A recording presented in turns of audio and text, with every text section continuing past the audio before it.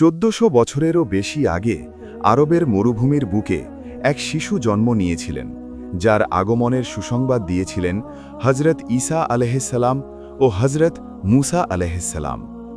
এমন এক শিশু যার জন্মের আগেই মক্কার আকাশে অদ্ভুত আলো দেখা গিয়েছিল, যার নাম নেওয়া হলে কোটি কোটি মানুষের হৃদয়ে ভালোবাসার ঢেউ আসে, যার একটি কথা, একটি কাজ, এমনকি একটি হাসির বিবরণ আজও যত্ন করে সংরক্ষিত আছে।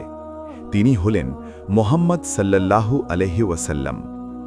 আজকের এই ভিডিওতে আমরা তার সম্পূর্ণ জীবনী আলোচনা করব, কোরআন ও সহিহ হাদিসের আলোকে, শুরু থেকে শেষ পর্যন্ত। এটি শুধু একটি ইতিহাসের গল্প নয়, এটি আমাদের জীবনের পথের দিক নির্দেশনা। এই ভিডিওটি উপকারী মনে হলে আজই এমটি ক্রিয়েশন চ্যানেলটি সাবস্ক্রাইব করুন, লাইক দিন এবং বন্ধুদের সাথে শেয়ার করুন। আসুন শুরু করা যাক এই অসাধারণ যাত্রা। পর্ব 1, পরিচয়, বংশ ও জন্মের পূর্বের ঘটনাসমূহ। 1, নবীজির বংশ পরিচয়। হজরত মুহাম্মদ সাল্লাল্লাহু আলাইহি ওয়াসাল্লাম ছিলেন আরবের সম্ভ্রান্ত কুরাইশ বংশের সন্তান। তার পিতার নাম আব্দুল্লাহ এবং মাতার নাম আমিনা বিনতে ওয়াহাব। তার বংশধারা যুগ পরম্পরায় হজরত ইব্রাহিম আলাইহিসসালামের পুত্র ইসমাইল আলাইহিসসালাম পর্যন্ত পৌঁছে। নিশ্চয়ই আল্লাহ আদমকে, নূহকে, ইব্রাহিমের বংশকে এবং ইমরানের বংশকে সমগ্র বিশ্বজগতের উপর মনোনীত করেছেন। সূরা আলে ইমরান 3.33। আমি ক্রমাগত পবিত্র ঔরস থেকে পবিত্র গর্ভে স্থানান্তরিত হতে হতে এই দুনিয়ায় এসেছি। সহিহ বুখারী। তার দাদার নাম আব্দুল মুত্তালিব, যিনি মক্কার একজন সম্মানিত ব্যক্তিত্ব ছিলেন এবং কাবা শরীফের রক্ষণাবেক্ষণের দায়িত্বে নিয়োজিত ছিলেন। 2, পিতার মৃত্যু ও জন্মের আগের ঘটনা। দুঃখের বিষয়, তার পিতা আব্দুল্লাহ মদিনায় এক বাণিজ্যিক সফরে গিয়ে অসুস্থ হয়ে পড়েন এবং নবীজি মায়ের গর্ভে থাকতেই তিনি ইন্তেকাল করেন। নবীজির জন্মের আগে মা আমিনা রাদিয়াল্লাহু আনহা স্বপ্নে দেখতে পান তার ভেতর থেকে একটি নূর বের হয়ে সিরিয়ার প্রাসাদগুলো আলোকিত করে দিচ্ছে। নবীজির মা আমিনা বলেছিলেন, আমি যখন গর্ভবতী ছিলাম তখন স্বপ্নে দেখলাম আমার ভেতর থেকে একটি আলো বের হয়ে সিরিয়ার বুসরার প্রাসাদগুলো আলোকিত করে দিল। মুসনাদে আহমদ। 3, আমুল ফিল বা হস্তি বছর। নবীজি জন্মগ্রহণ করেন সেই ঐতিহাসিক বছরে যাকে আমুল ফিল বা হস্তি বছর বলা হয়। ইয়েমেনের শাসক আব্রাহা হাতি নিয়ে কাবা ধ্বংস করতে এসেছিল। আপনি কি দেখেননি আপনার রব হস্তির অধিকারীদের সাথে কি করেছিলেন? তিনি কি তাদের কূটকৌশলকে ব্যর্থ করে দেননি? তিনি তাদের উপর ঝাঁকে ঝাঁকে পাখি পাঠিয়েছিলেন। সূরা আল ফিল 105:3। আল্লাহ তাআলা আবাবিল পাখির মাধ্যমে সেই বাহিনীকে ধ্বংস করে দেন এবং এই বছরই জন্ম নেন সর্বশেষ নবী। পর্ব 2, জন্ম ও শৈশব। 1, জন্মের বিবরণ। হজরত মুহাম্মদ সাল্লাল্লাহু আলাইহি ওয়াসাল্লাম 570 খ্রিস্টাব্দের 12ই রবিউল আউয়াল সোমবার মক্কার বনু হাশিম গোত্রে জন্মগ্রহণ করেন। রাসূলুল্লাহ সাল্লাল্লাহু আলাইহি ওয়াসাল্লামকে সোমবারের রোজা সম্পর্কে জিজ্ঞেস করা হলে তিনি বললেন, এই দিনে আমি জন্মগ্রহণ করেছি এবং এই দিনেই আমার উপর প্রথম ওহী নাজিল হয়েছে। সহিহ মুসলিম। জন্মের পর দাদা আব্দুল মুত্তালিব তাঁকে কাবায় নিয়ে গিয়ে দোয়া করলেন এবং তার নাম রাখলেন মুহাম্মদ, যার অর্থ অত্যন্ত প্রশংসিত। 2, ধাত্রীমা হালিমা সাদিয়ার কাছে। আরবের প্রথা অনুযায়ী শিশু নবীকে মরু অঞ্চলের বনু সাদ গোত্রে পাঠানো হয়। ধাত্রীমা হালিমা রাদিয়াল্লাহু আনহা তাকে লালন পালন করেন। ঐতিহাসিকরা বর্ণনা করেন, হালিমার পরিবারে অভাব ছিল, কিন্তু নবীজিকে নেওয়ার পর থেকে তাদের সব কিছুতে বরকত আসতে শুরু করে। হালিমা রাদিয়াল্লাহু আনহা বলেন, যেদিন থেকে মুহাম্মদকে নিলাম সেদিন থেকে আমাদের পশুগুলো অধিক দুধ দিতে শুরু করল। সিরাতে ইবনে হিশাম। 3, বক্ষ বিদারণের ঘটনা। নবীজি সাল্লাল্লাহু আলাইহি ওয়াসাল্লামের বয়স যখন 4-5 বছর, তখন হালিমার কাছে থাকাকালীন এক অলৌকিক ঘটনা ঘটে। দুজন ফেরেশতা এসে তার বুক বিদীর্ণ করে হৃদয় পরিষ্কার করে দেন, শয়তানের কুমন্ত্রণার সমস্ত অংশ সরিয়ে দেন। আমি কি আপনার বক্ষকে প্রশস্ত করিনি এবং আপনার থেকে সেই ভার নামিয়ে দিইনি যা আপনার পিঠকে ভেঙে দিচ্ছিল? সূরা আল ইনশিরাহ 9:1-3। এই ঘটনার পর হালিমা ভয় পেয়ে শিশু মুহাম্মদকে মায়ের কাছে ফিরিয়ে দেন। 4 মায়ের মৃত্যু ও দাদার কাছে। নবীজির বয়স যখন 6 বছর তার মা আমিনা তাকে নিয়ে মদিনায় গেলেন পিতার কবর জিয়ারত করতে। ফেরার পথে আবুয়া নামক স্থানে তিনি ইন্তেকাল করলেন। অনাথ শিশু মোহাম্মদ একাকী হয়ে গেলেন। দাদা আব্দুল মুত্তালিব তাকে নিজের তত্ত্বাবধানে নিলেন। তিনি কি আপনাকে ইয়াতিম পাননি, তারপর আশ্রয় দিয়েছেন? তিনি কি আপনাকে পথহারা পেয়েছিলেন, তারপর পথ দেখিয়েছেন? সূরা আদ-দুহা 93-6-7। 5 দাদার মৃত্যু ও চাচার কাছে। 8 বছর বয়সে দাদা আব্দুল মুত্তালিবও ইন্তেকাল করলেন।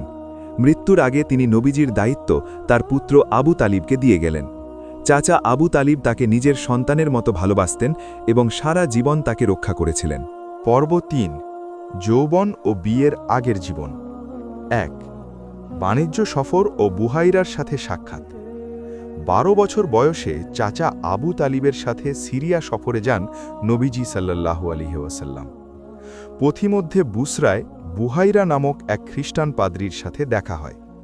বুহাইরা নবীজির পিঠে নবুয়তের সিলমোহর দেখলেন এবং আবু তালিবকে সতর্ক করলেন, ইহুদিরা এই শিশুকে ক্ষতি করতে পারে।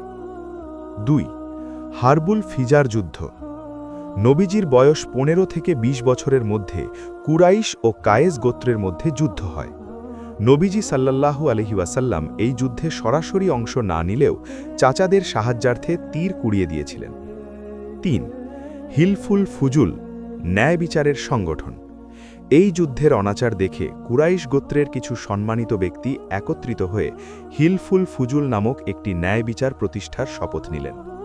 তরুণ মুহাম্মদ সাল্লাল্লাহু আলাইহি ওয়াসাল্লাম এই সংগঠনে যোগ দিলেন এবং পরবর্তীতে নবুয়তের পরেও এই সংগঠনের কথা গর্বের সাথে উল্লেখ করতেন। রসূলুল্লাহ সাল্লাল্লাহু আলাইহি ওয়াসাল্লাম বললেন, হিলফুল ফুজুলের শপথে আমি অংশগ্রহণ করেছিলাম এবং ইসলামের পরেও যদি এমন কোনো আহ্বান পেতাম তাতে সাড়া দিতাম। সিরাত ইবনে হিশাম। 4 আল আমিন উপাধি। নবীজি তার সততা, বিশ্বস্ততা ও উত্তম চরিত্রের জন্য সমগ্র মক্কাবাসীর কাছে আল আমিন, বিশ্বস্ত এবং আস-সাদিক, সত্যবাদী নামে পরিচিত হয়ে ওঠেন। আর নিশ্চয়ই আপনি মহান চরিত্রের অধিকারী। সূরা আল কালাম 68। 5 হযরত খাদিজা রাদিয়াল্লাহু আনহার সাথে বিয়ে।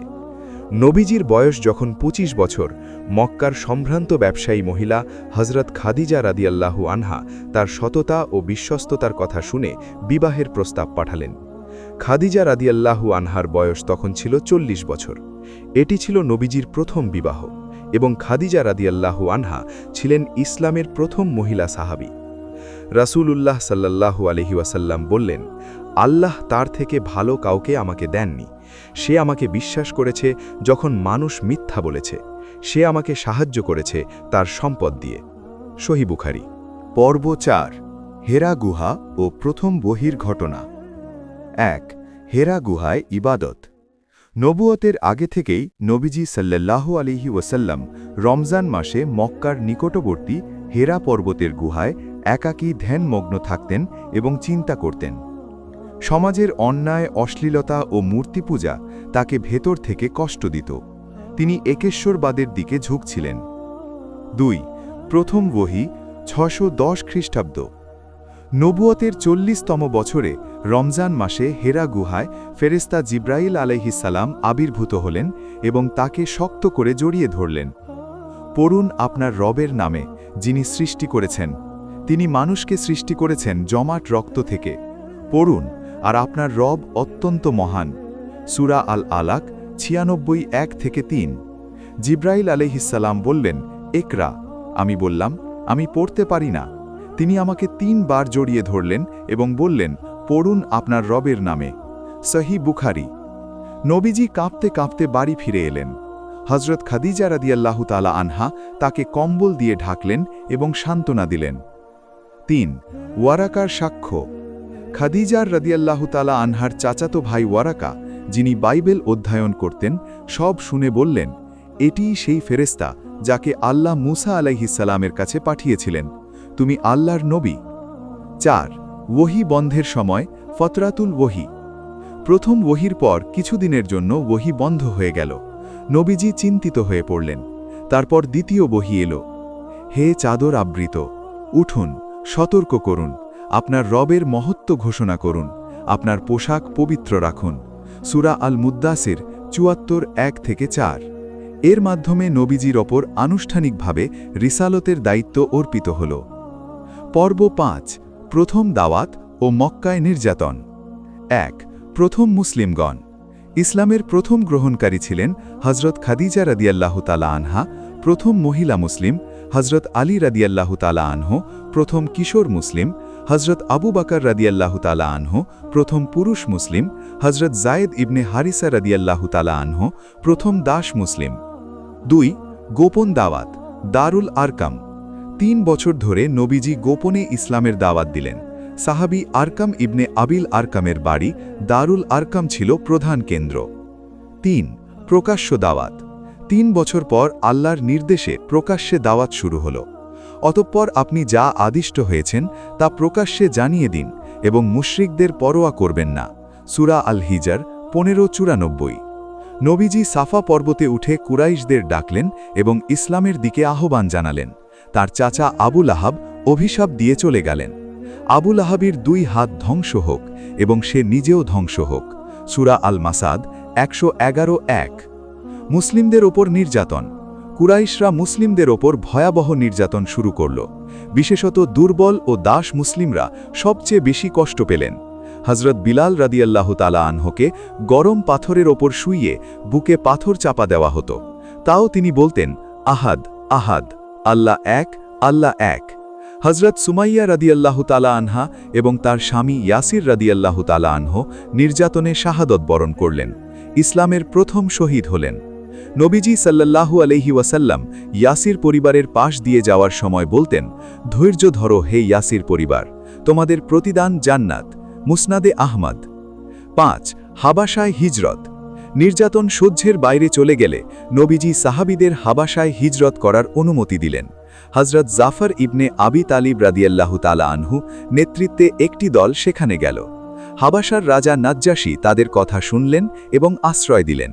কুরআনের ঈসা আলাইহিসসালাম সম্পর্কিত আয়াত শুনে তার চোখে পানি এলো। ৬. হামজা ও ওমরের ইসলাম গ্রহণ। ষষ্ঠ নবুয়তি বছরে হজরত হামজা রাদিয়াল্লাহু তাআলা আনহু এবং সপ্তম বছরে হজরত ওমর ইবনুল খাত্তাব রাদিয়াল্লাহু তাআলা আনহু ইসলাম গ্রহণ করলেন। ওমর রাদিয়াল্লাহু তাআলা আনহুর ইসলাম গ্রহণ মুসলিমদের মনোবল ব্যাপকভাবে বাড়িয়ে দিল। তার ইসলাম গ্রহণের পর প্রথমবারের মতো মুসলিমরা প্রকাশ্যে কাবায় নামাজ পড়লেন। ৭. সামাজিক বয়কট। অষ্টম নবুয়তি বছরে কুরাইশরা বনু হাশিম গোত্রকে সামাজিকভাবে বয়কট করল। ৩ বছর শেব ই আবি তালিব নামক উপত্যকায় বন্দী অবস্থায় কাটাতে হল। খাবার, পানি, ব্যবসা বাণিজ্য সব বন্ধ। চরম কষ্টের মধ্যেও ঈমানদাররা অটল ছিলেন। ৮. আমুল হুজান বা দুঃখের বছর। দশম নবুয়তি বছরে একই বছরে হজরত খাদিজা রাদিয়াল্লাহু তাআলা আনহা এবং আবু তালিব উভয়েই ইন্তেকাল করলেন।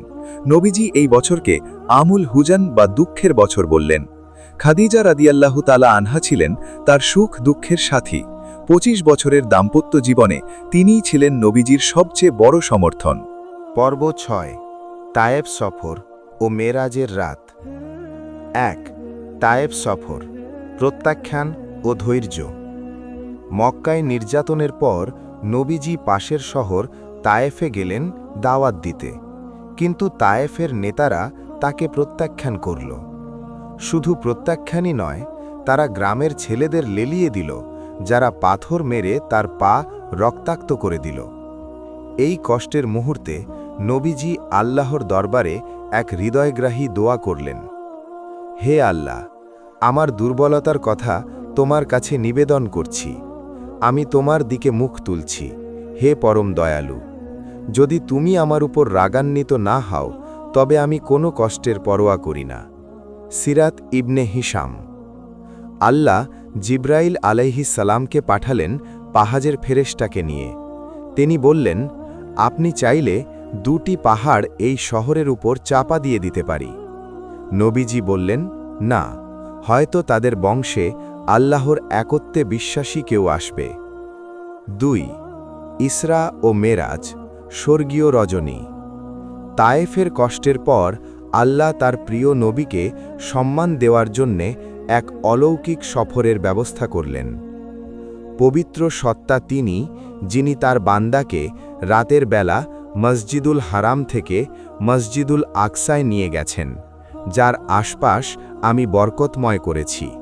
সূরা বনি ইসরাইল 17। বোরাক নামের এক বাহনে চড়ে নবীজি মক্কা থেকে জেরুজালেমের মসজিদুল আকসায় গেলেন এবং সেখানে সকল নবীর ইমামতি করলেন। তারপর আরোহণ শুরু হল আসমানের পর আসমান পেরিয়ে। প্রতিটি আসমানে বিভিন্ন নবীর সাথে সাক্ষাৎ হল। প্রথম আসমানে আদম আলাইহিসসালাম, দ্বিতীয়তে ঈসা ও ইয়াহিয়া আলাইহিসসালাম, তৃতীয়তে ইউসুফ আলাইহিসসালাম, চতুর্থে ইদ্রিস আলাইহিসসালাম, পঞ্চমে হারুন আলাইহিসসালাম, ষষ্ঠে মুসা আলাইহিসসালাম, সপ্তমে ইব্রাহিম আলাইহিসসালাম। এরপর সিদরাতুল মুনতাহায় পৌঁছালেন, যেখানে জিব্রাইলও যেতে পারেন না। নবীজি সরাসরি আল্লাহর সাথে কথা বললেন। 5 ওয়াক্ত নামাজ ফরজ হল। প্রথমে 50 ওয়াক্ত নির্ধারিত হয়েছিল। মুসা আলাইহিসসালামের পরামর্শে বারবার হ্রাস করতে করতে শেষে 5 ওয়াক্তে নেমে আসে। সহি বুখারী। ফিরে এসে নবীজি এই ঘটনা বর্ণনা করলেন। কেউ বিশ্বাস করল, কেউ অবিশ্বাস করল। হজরত আবু বকর রাদিয়াল্লাহু বলেন, নবীজি যদি বলেন তা সত্য, এজন্যই তিনি সিদ্দিক উপাধি পেলেন। পর্ব 7। মদিনায় হিজরত, ইতিহাসের মোড়। 1। হিজরতের কারণ ও পটভূমি। মক্কায় নির্যাতন চরমে পৌঁছলে আল্লাহ নবীজিকে মদিনায় হিজরতের অনুমতি দিলেন। মদিনার আনসাররা আগেই বায়াত নিয়েছিলেন। যারা আল্লাহর পথে হিজরত করেছে, তারপর নিহত হয়েছে অথবা মারা গেছে, আল্লাহ অবশ্যই তাদের উত্তম জীবিকা দান করবেন। সূরা আল হজ 22-58। 2। হত্যার ষড়যন্ত্র ও অলৌকিক পালিয়ে যাওয়া। কুরাইশরা সিদ্ধান্ত নিল প্রতিটি গোত্র থেকে একজন করে একসাথে মোহাম্মদকে হত্যা করবে, যাতে বনু হাশিম সবার বিরুদ্ধে যুদ্ধ করতে না পারে। আল্লাহ নবীজিকে জানিয়ে দিলেন।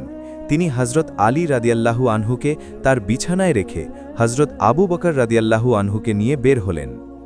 আল্লাহ তাকে রক্ষা করলেন এবং তারা যা পরিকল্পনা করেছিল তা তাদের উপরই পতিত হল। সূরা আল আনফাল 8-30। ঘর থেকে বেরোনোর সময় নবীজি কুরআনের আয়াত তেলাওয়াত করতে করতে বের হলেন। হত্যাকারীরা ঘুমিয়ে পড়ল এবং কেউ দেখতে পেল না। 3। গারে সর, 3 দিনের আশ্রয়। নবীজি ও আবু বকর রাদিয়াল্লাহু আনহু মক্কার বাইরে গারে সর নামক একটি গুহায় 3 দিন লুকিয়ে রইলেন। কুরাইশরা সন্ধান করতে গুহার মুখ পর্যন্ত এলো। আবু বকর ভয় পেলেন। নবীজি বললেন, দুঃখ করো না, আল্লাহ আমাদের সাথে আছেন। সূরা আত-তাওবা 9-40।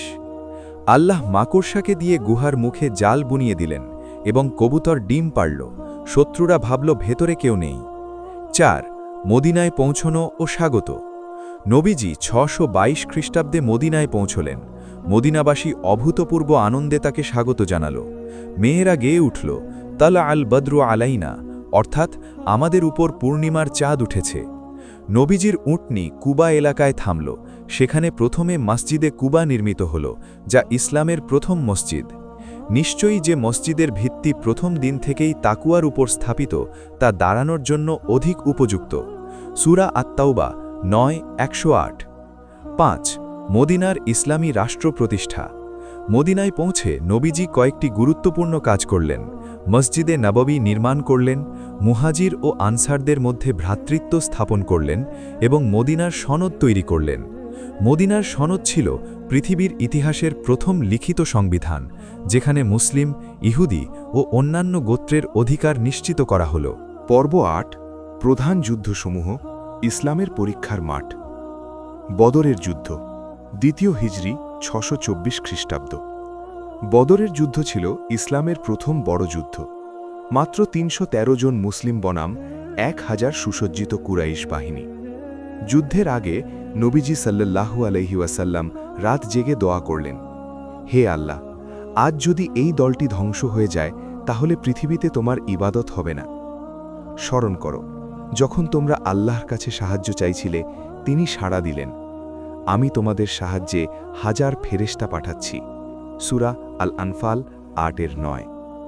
আল্লাহর সাহায্যে মুসলিমরা বিজয়ী হল। ৭০ জন শত্রু নিহত ও ৭০ জন বন্দী হল। মুসলিমদের পক্ষে মাত্র ১৪ জন শহীদ হলেন। ২ উহুদের যুদ্ধ, তৃতীয় হিজরি ৬২৫ খ্রিস্টাব্দ। বদরের পরাজয়ের প্রতিশোধ নিতে কুরাইশরা ৩,০০০ সৈন্য নিয়ে এল। উহুদ পর্বতের কাছে যুদ্ধ হল। প্রথমে মুসলিমরা এগিয়েছিল, কিন্তু নবীজির নির্দেশ অমান্য করে তীরন্দাজরা পাহাড় ছেড়ে গনিমতের দিকে ঝুঁকলে পরিস্থিতি পাল্টে গেল। নবীজি নিজে আহত হলেন, দাঁত মুবারক ভেঙে গেল। হজরত হামজা রাদিয়াল্লাহু আনহু শহীদ হলেন। তোমাদের যদি ক্ষত লেগে থাকে, তাদেরও তো অনুরূপ ক্ষত লেগেছে। এভাবে আমি মানুষের মধ্যে দিনগুলো পালাক্রমে বিতরণ করি। সূরা আলে ইমরান ৩:১৪০। এই যুদ্ধ মুসলিমদের একটি বড় শিক্ষা দিল, আনুগত্য ও ঐক্যের গুরুত্ব। ৪ খন্দকের যুদ্ধ, পঞ্চম হিজরি ৬২৭ খ্রিস্টাব্দ। কুরাইশ নেতৃত্বে ১০,০০০ সৈন্যের বিশাল বাহিনী মদিনা ঘেরাও করল। হজরত সালমান ফার্সি রাদিয়াল্লাহু আনহু-এর পরামর্শে মদিনার চারপাশে গভীর পরিখা বা খন্দক খোদাই করা হল। প্রায় ১ মাস ঘেরাওয়ের পর ঝড় বৃষ্টি ও ফেরেশতাদের সাহায্যে শত্রুবাহিনী ছত্রভঙ্গ হয়ে চলে গেল। হে ঈমানদারগণ, তোমাদের উপর আল্লাহর নিয়ামত স্মরণ করো। যখন তোমাদের বিরুদ্ধে বাহিনী এসেছিল, আমি তাদের বিরুদ্ধে বায়ু পাঠিয়েছিলাম এবং এমন বাহিনী পাঠিয়েছিলাম যা তোমরা দেখোনি। সূরা আল আহজাব ৩৩:৯। ৫ হুদাইবিয়ার সন্ধি, ষষ্ঠ হিজরি ৬২৮ খ্রিস্টাব্দ। নবীজি ১৪০০ সাহাবী নিয়ে ওমরার উদ্দেশ্যে রওনা হলেন। কুরাইশরা বাধা দিল। হুদাইবিয়ায় শান্তি চুক্তি হল। চুক্তির শর্ত অনেকের কাছে অপমানজনক মনে হল, কিন্তু আল্লাহ এটিকে বললেন স্পষ্ট বিজয়। নিশ্চয়ই আমি তোমাকে স্পষ্ট বিজয় দান করেছি। সূরা আল-ফাত ৪৮:১। এই চুক্তির ফলে ২ বছরে এত মানুষ ইসলাম গ্রহণ করল যত আগের ১৯ বছরে করেনি। ৬ খাইবারের যুদ্ধ ও রাজাদের কাছে পত্র। সপ্তম হিজরিতে ইয়াহুদি দুর্গ খাইবার বিজয় হল। এই বছরেই নবীজি সাল্লাল্লাহু আলাইহি ওয়াসাল্লাম রোম, পারস্য, মিশর, হাবাস সহ বিভিন্ন রাজার কাছে ইসলামের দাওয়াতপত্র পাঠালেন। পর্ব ৯ মক্কা বিজয় ও শেষ জীবন। ১ মক্কা বিজয়, অষ্টম হিজরি ৬৩০ খ্রিস্টাব্দ। হুদাইবিয়ার সন্ধি ভঙ্গ করলে নবীজি ১০,০০০ সাহাবী নিয়ে মক্কা অভিমুখে রওনা হলেন। কোনো রক্তপাত ছাড়াই মক্কা বিজয় হল। কাবার চারপাশের ৩৬০টি মূর্তি ভেঙে দেওয়া হল। নবীজি মক্কাবাসীদের জিজ্ঞেস করলেন, তোমরা কি মনে করো, আমি তোমাদের সাথে কি করব? তারা বলল, ভালোই করবেন, আপনি মহান ভাই। তিনি বললেন, আজ তোমাদের বিরুদ্ধে কোনো অভিযোগ নেই, যাও, তোমরা সকলেই মুক্ত। সিরাত ইবনে হিশাম। যারা তাকে সবচেয়ে বেশি কষ্ট দিয়েছিল তাদেরকেও তিনি ক্ষমা করে দিলেন।